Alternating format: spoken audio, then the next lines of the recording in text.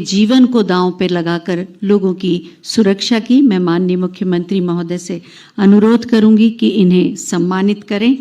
सबसे पहले मैं बुला रही हूं 11वीं वाहिनी राष्ट्रीय आपदा मोचन बल वाराणसी के मुख्य आरक्षी श्री सुभाष चंद्र जी को, जिन्होंने अयोध्या में सरयू नदी में फंसे श्रद्धालुओं की जान बचाई थी। इसके बाद आएंगे 11वीं वाहिनी राष्ट्रीय आपदा मोचन बल वाराणसी के आरक्षी श्री शैलेंद्र कुमार, जिन्होंने लखनऊ के अग्निकांड के दौरान बहुमंजिला भवन में फंसे नागरिकों को सुरक्षित बाहर निकाला। इसके बाद राज्य आपदा मोचन बल उत्तर प्रदेश के टीम प्रभारी श्री लाल चंद्र यादव जी, जिन्होंने आपदा प्रबंधन अभियानों में पूरी टीम का कुशल नेतृत्व किया। चेयरमैन श्री अशोक कुमार जी, जिन्होंने अलीगंज लखनऊ में अग्निकांड के दौरान फंसे लोगों को स्वयं घायल होते हुए भी बाहर निकाला। बहुत बहुत धन्यवाद माननीय मुख्यमंत्री महोदय। मैं चाहूंगी इन सब के लिए आप जोरदार तालियां बजाएं। परिश्रम की पराकाष्ठा और सुरक्षा की गारंटी का दूसरा नाम है श्री योगी आदित्यनाथ। माननीय मुख्यमंत्री, जो हमारी हर विपत्ति और आपदा में हमारे कवच के रूप में हर समय हमारा साथ देते हैं। मैं बहुत ही आदर के साथ माननीय मुख्यमंत्री महोदय से अनुरोध करूंगी कि अपने आशीर्वचनों से हमें अनुग्रहित करें। आप सबकी तालियों के प्रणाम के अभिवादन के साथ।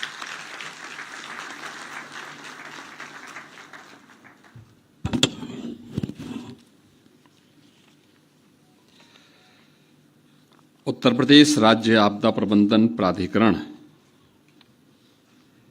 HDMA के इस नवनिर्मित भवन के उद्घाटन कार्यक्रम में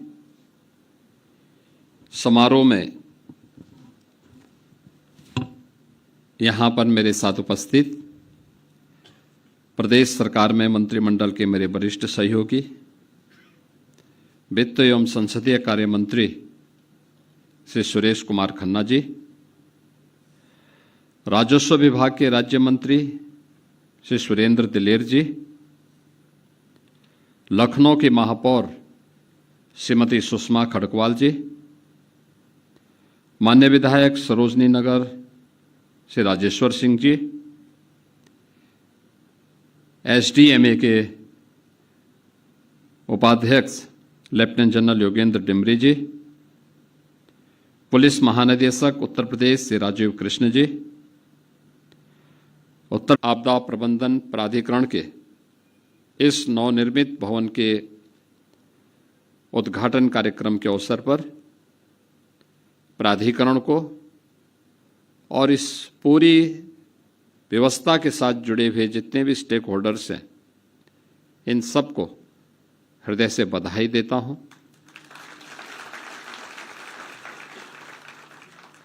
एक लंबे अंतराल के बाद यह भवन बनकर के आज तैयार है और अब अपने पूरी क्षमता के साथ उत्तर प्रदेश को किसी भी आपदा से होने वाली जन धन की हानि को न्यूनतम स्तर तक पहुंचाने के लिए अपना योगदान देने के लिए भी तैयार है। हम लोग अक्सर आपदा आने के बाद जन और धन की व्यापक हानि के बाद तब हम सक्रिय होते हुए दिखाई देते हैं और अपनी संवेदनाएं व्यक्त करते हैं, जबकि मेरा मानना है कि आपदा के प्रति हमारी पहले से ही सतर्कता, पहले से ही तैयारी और पहले से ही जागरूकता इस जन और धन की हानि को न्यूनतम स्तर तक ला सकती है। और यह हम लोगों के दैनिक जीवन का हिस्सा भी होना चाहिए। स्कूली पाठ्यक्रम का हो या परिवारों के बीच में भी आपसी संवाद के माध्यम से भी इन सब बातों को बताए जाने की आवश्यकता है। हमें याद है बचपन में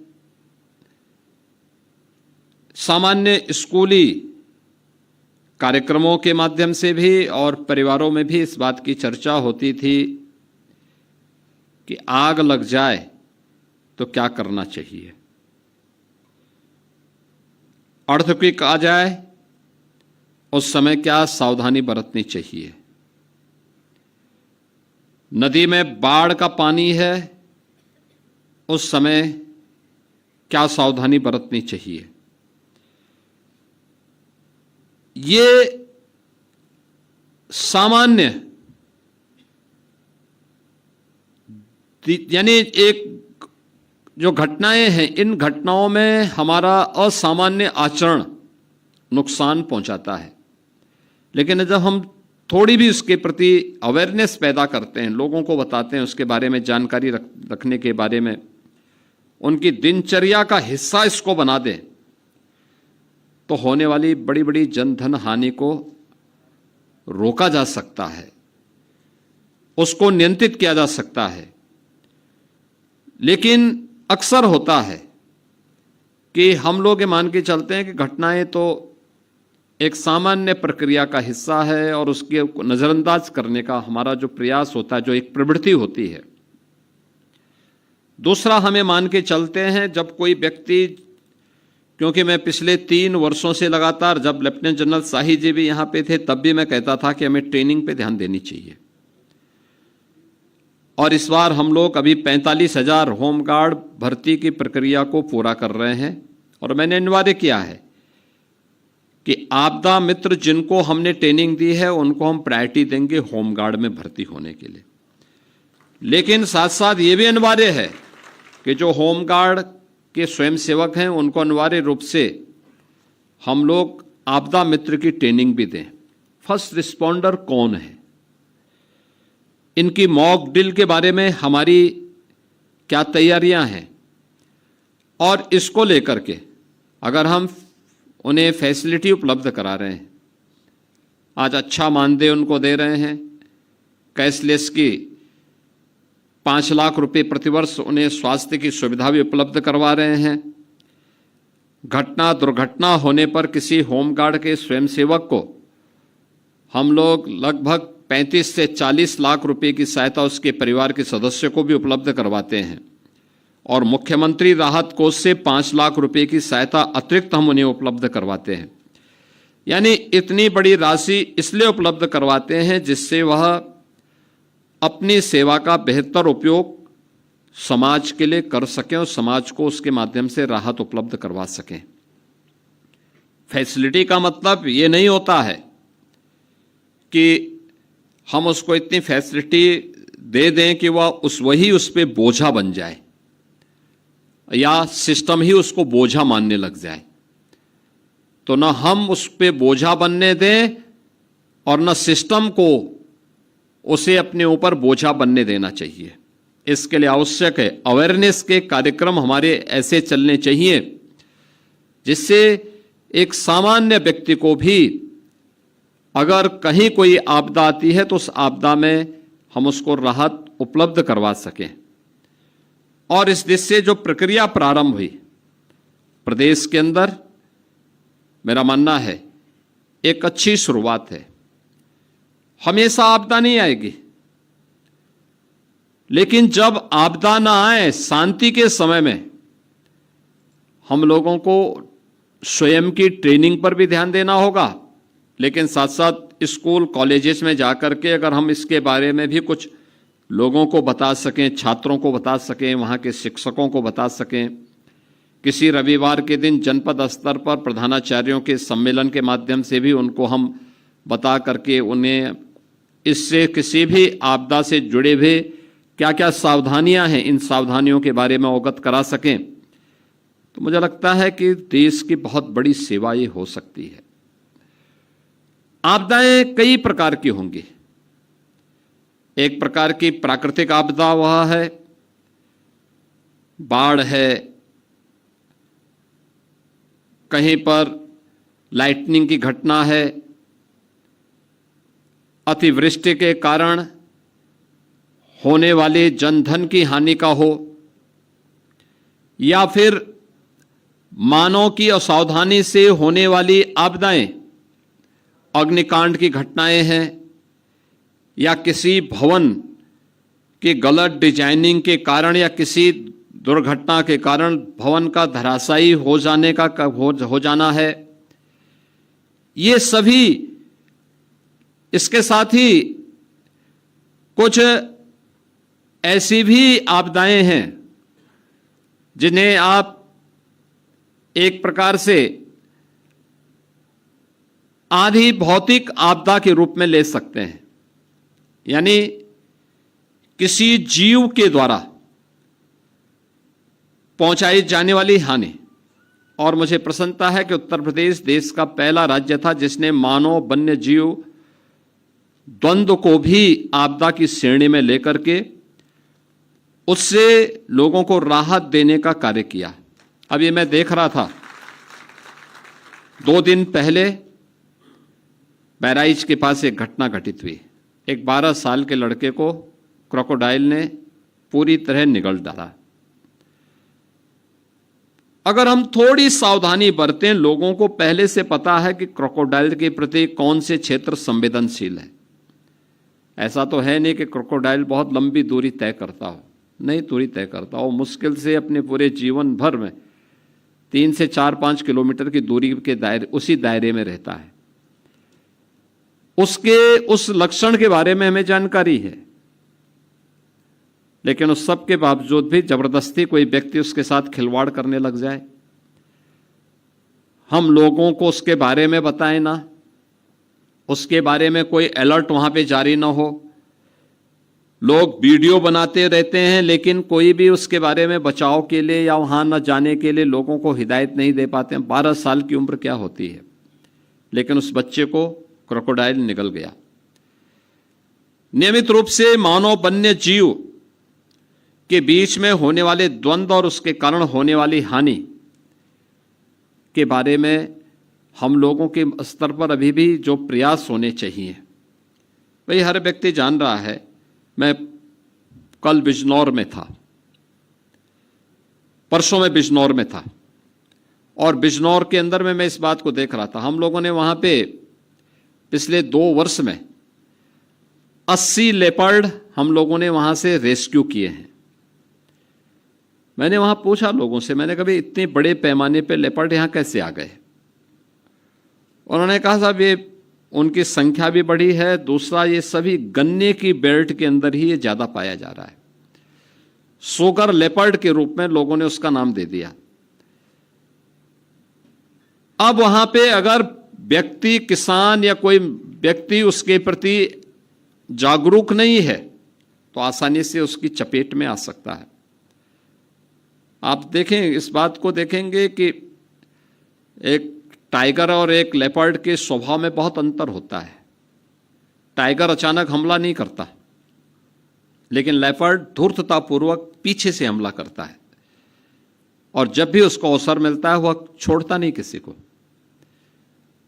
अगर हम उसके स्वभाव के बारे में और उसके द्वारा जो खतरे वाले क्षेत्र हैं उसको चिन्हित करके लोगों को अवगत करा सकेंगे तो बहुत बड़े पैमाने पे जन हानि को हम रोक सकते हैं। मैं भी देख रहा था, यहाँ पे मानव वन्य जीव द्वंद्व में 4000 से अधिक लोग इसकी चपेट में आए हैं।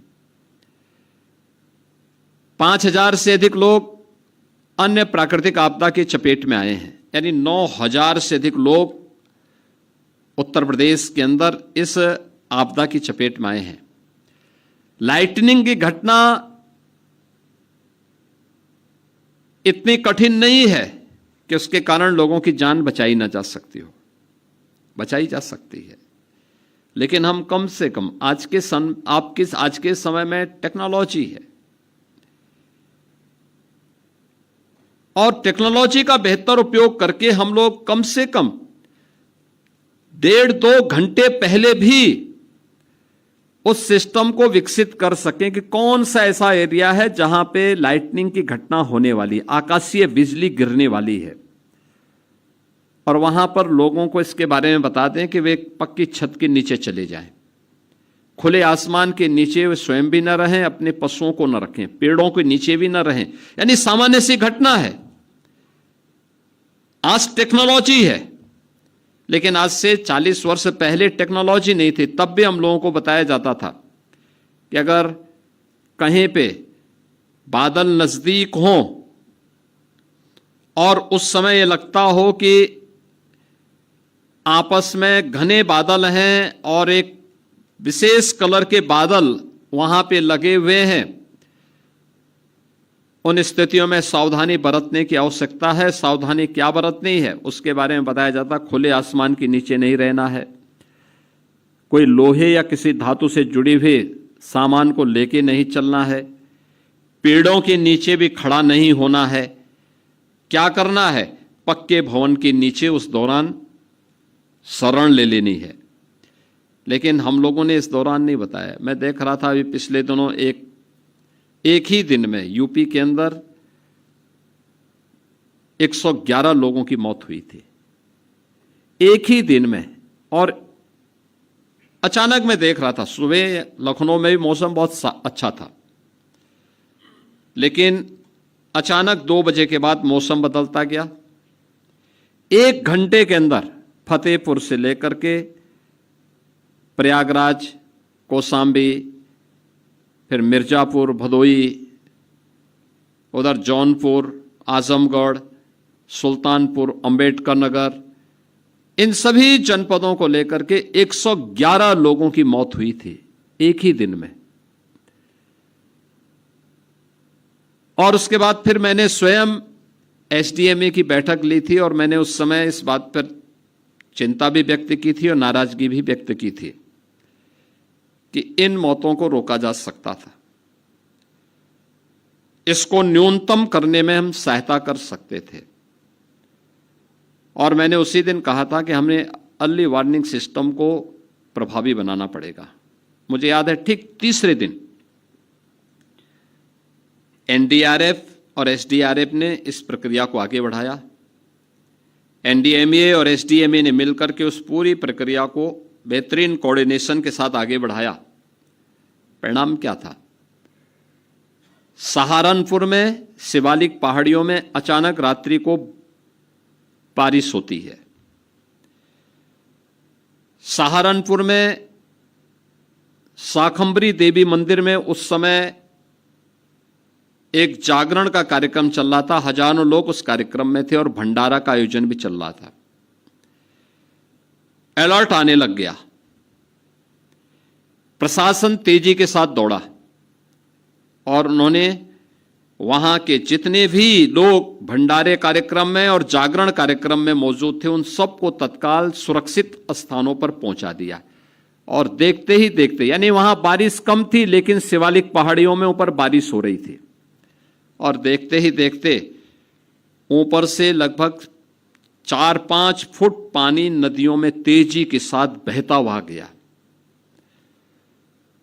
अगर वे लोग जागरण के कार्यक्रम को कर रहे होते और भंडारे के आयोजन में सभी लोग रहते, ये मान करके चलिए कि वहां पे सैकड़ों लोगों की जान जा सकती थी।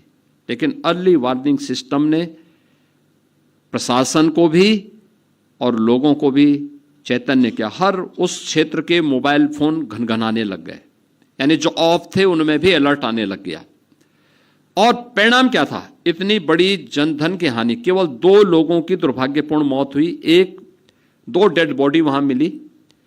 एक वह महिला थी जो पानी आने के बाद केवल पैर से, यानी एक तख्ते में बैठ के पैर से वो पानी नापने लग गई, देखते हो कितनी गहरा है।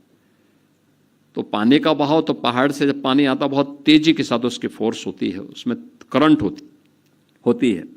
एक उसकी चपेट में आए और एक अन्य, ये 2 लोग उसकी चपेट में आए थे। यानी हम टेक्नोलॉजी का उपयोग करके भी इसका हम बेहतरीन रूप से बचाव के कार्यक्रम के साथ जुड़ सकते हैं। और मेरा मानना है कि जब इतनी बेहतरीन सुविधा से युक्त यह एसडीएमए के भवन को आज यहां पे उपलब्ध कराया जा रहा है, मेरा मानना है डिजास्टर मैनेजमेंट से जुड़े हुए अच्छे संस्थानों के साथ एसडीएमए का समन्वय, ये आज की सबसे बड़ी आवश्यकता होगी। हम एमओयू करें, ट्रेनिंग के साथ जोड़ें। हर तबके के लोगों को, शिक्षकों को भी, छात्रों को भी, पुलिस कर्मियों को भी, होमगार्ड के जवानों को भी, इरिगेशन से जुड़े हुए उन लोगों को जो बाढ़ नियंत्रण में लगे रहते हैं, इन लोगों को भी, और सिस्टम से जुड़े हुए हर एक व्यक्ति को इसके बारे में अवेयर करें। समय समय पर हम लोग सोशल मीडिया प्लेटफॉर्म का, डिजिटल मीडिया प्लेटफॉर्म का, विजुअल मीडिया, प्रिंट मीडिया के माध्यम से इसकी सावधानी और सतर्कता के बारे में अगर हम इसको एक व्यापक अवेयरनेस के कार्यक्रम के साथ जोड़ सकें।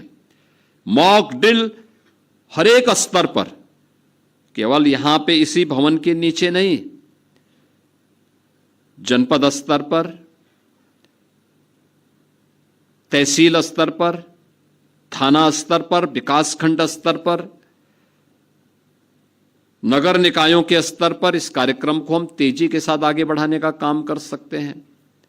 जैसे 17 नगर निगम एसडीएमए के एक उपकेंद्र के रूप में अपने कार्यक्रम को, इस किसी भी प्रकार के डिजास्टर से निपटने के लिए अपने कार्यक्रम को आगे बढ़ाएंगे। हमारा प्रयास होना चाहिए कि अब हम इसको और नीचे लेकर के जाएं। 200 से अधिक नगर पंचायत, नगर पालिका परिषद ऐसी हैं, जो 200 नगर पालिका परिषद ऐसी हैं जो जिनकी आबादी लगभग 5 लाख के आसपास आती है। आखिर वहां तक हम क्यों नहीं पहुंच सकते? इसलिए इसका विस्तार करना है और हमारा प्रयास होना चाहिए कि आने वाले समय में टेक्नोलॉजी ड्रिवन डिजास्टर मैनेजमेंट को हम कैसे प्रभावी बना सकते हैं। इसके लिए सैटेलाइट एवं रिमोट सेंसिंग मॉनिटरिंग की व्यवस्था यह आज की सबसे महत्वपूर्ण आवश्यकताओं में से एक है। आर्टिफिशियल इंटेलिजेंस पर आधारित रिस्क मैपिंग, इस दिशा में भी हमें आगे कार्य करना होगा।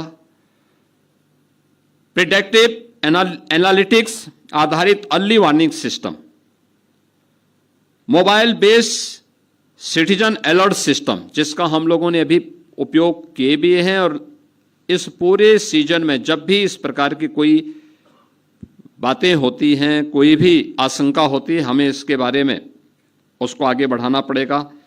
जीआईएस आधारित decision making and digital control room, इन सब को हमें प्रभावी बनाना पड़ेगा। और मेरा मानना है कि ड्रोन आधारित सर्च एंड रेस्क्यू ऑपरेशन का और अधिक इंटीग्रेट यूज हमें आज की आवश्यकताओं में है।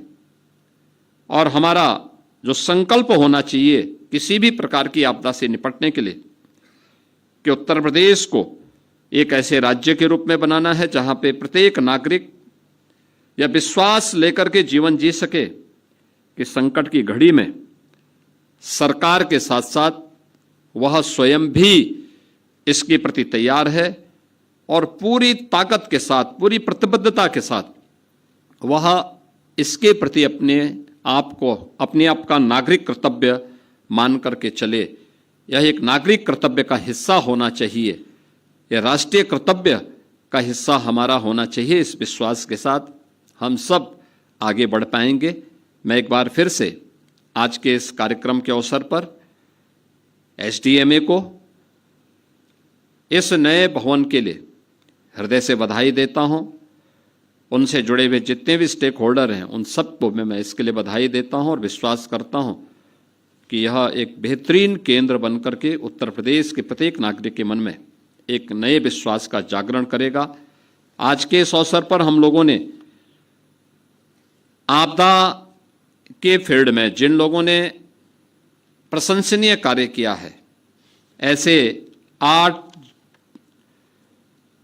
कार्मिकों को हम लोगों ने यहाँ पे सम्मानित किया है। मुझे विश्वास है कि आने वाले समय में इसमें हम एनडीआरएफ को भी, एसडीआरएफ को भी और अन्य सभी विभागों को जोड़ेंगे। अच्छा होगा वर्ष में एक बार कार्यक्रम उनको भी जोड़ने की आवश्यकता है। जो लोग इन सभी विभागों से नहीं जुड़े हैं लेकिन सामान्य रूप से अपने स्तर पर भी उस नाविक के बारे में भी सोचना है जो किसी की जान बचाता है। हमें उस व्यक्ति के बारे में भी सोचना है जो मानव वन्य जीव संघर्ष में किसी अमूल्य जीवन को बचाने में अपना योगदान देता है, उन सब के बारे में भी हमें इसके बारे में एक नई सोच को विकसित करना पड़ेगा, उन्हें सम्मानित करना पड़ेगा। एसडीएमए के माध्यम से इस प्रक्रिया को आगे बढ़ाने की आवश्यकता है।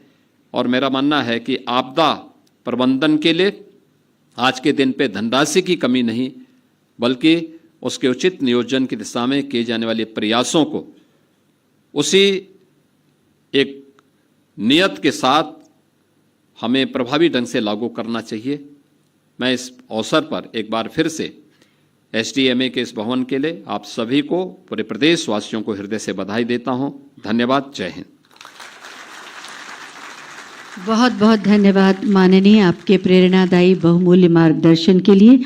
और अब मैं अतिथियों के प्रति आभार व्यक्त करने के लिए